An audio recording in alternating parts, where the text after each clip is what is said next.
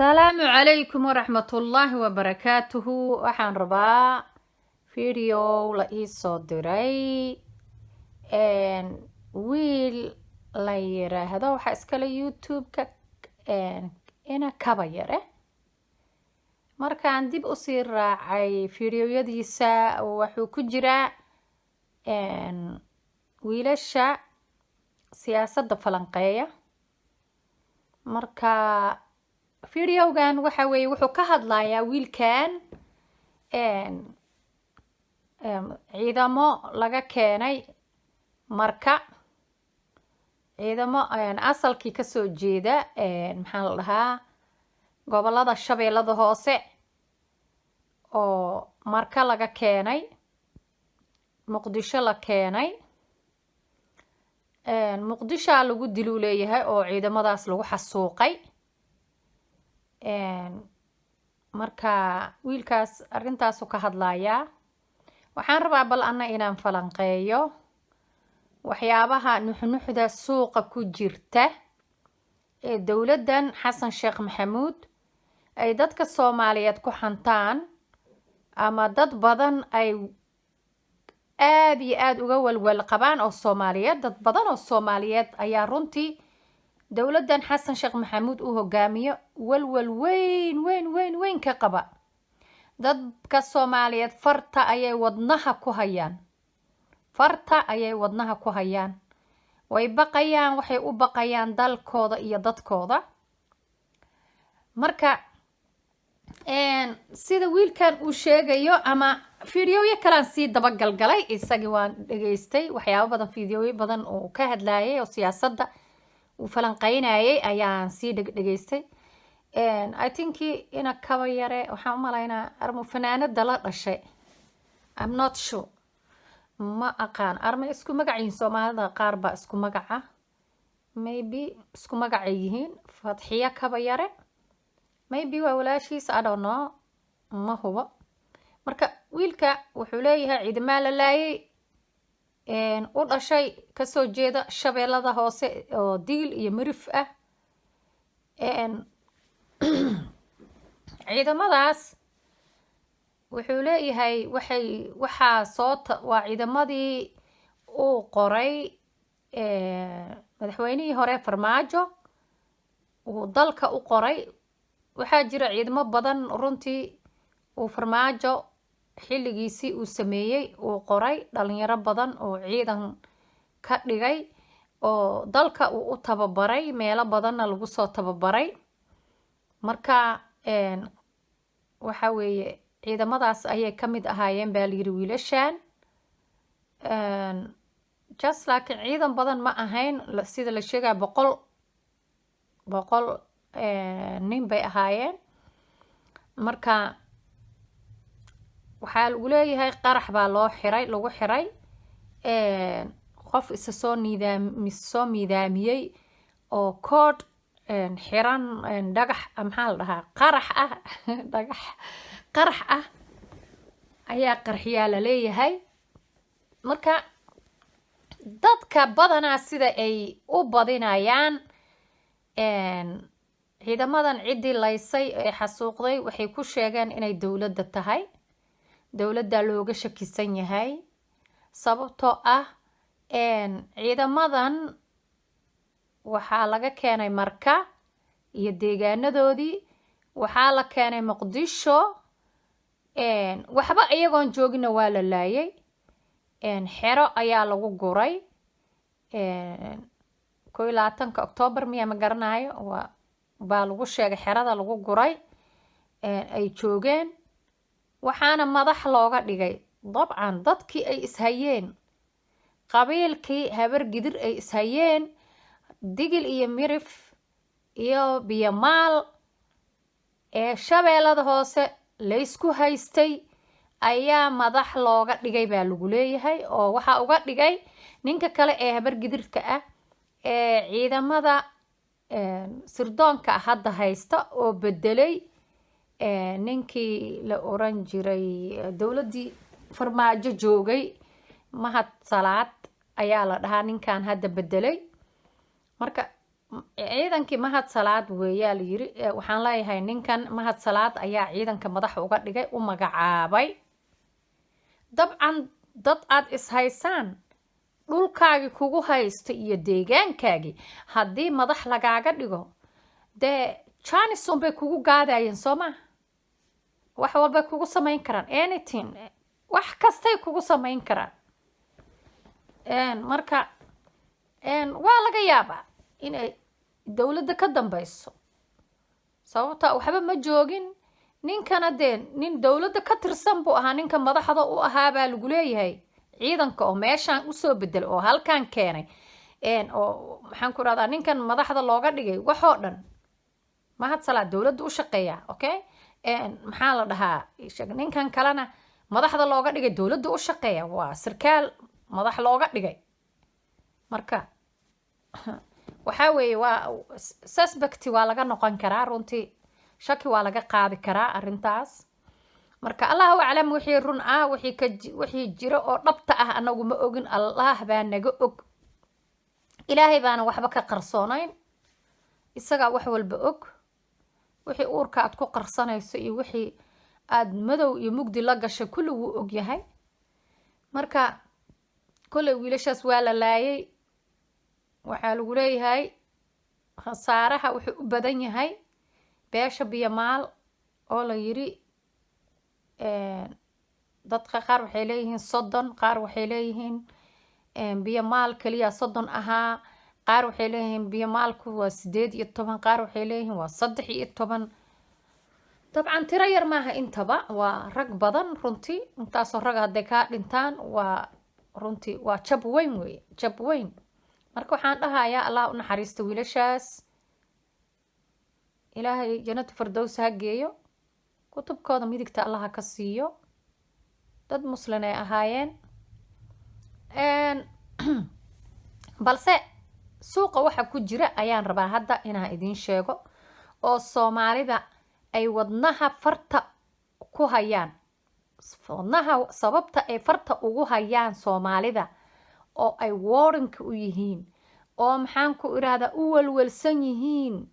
waa aniga idiin soo sheegay haddaan idiin caddaynayaa waxaa weeye sida la sheegay wayba u eg tahayba sansaanka wuu eg yahay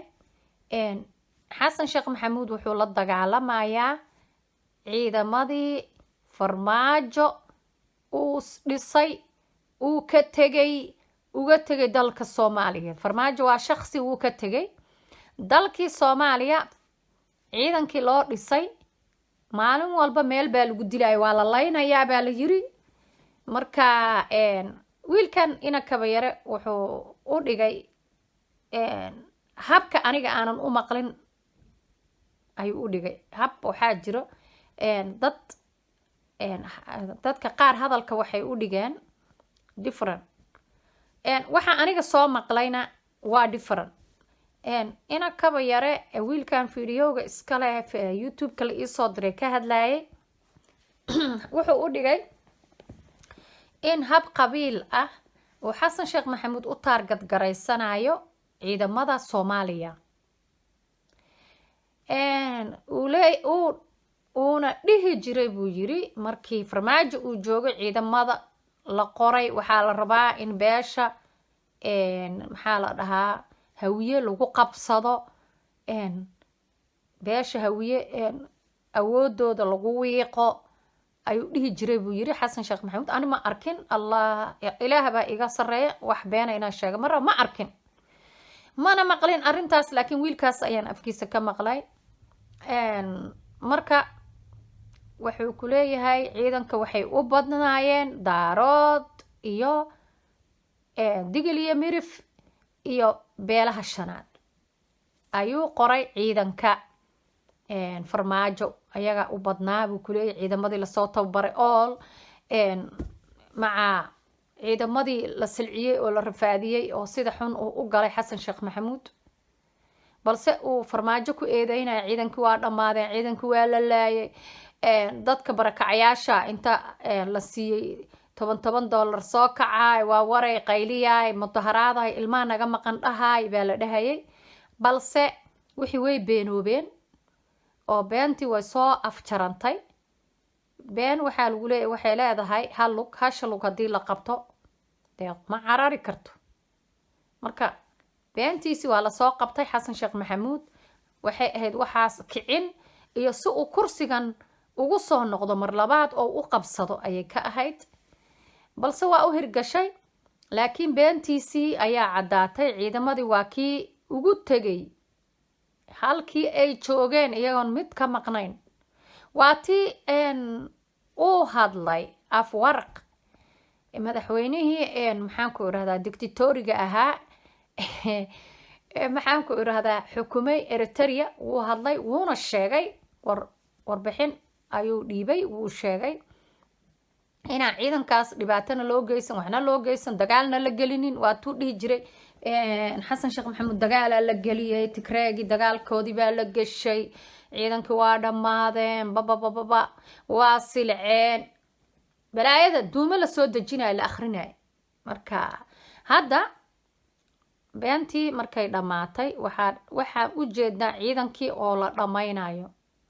oo meel walba lagu dilaayo marka wayga wiilkan uu u sheegay ee xagga qabiilka ah ani uma maqlin waxaa maqlay aniga in ciidamo imaaraati ah iyo ciidamo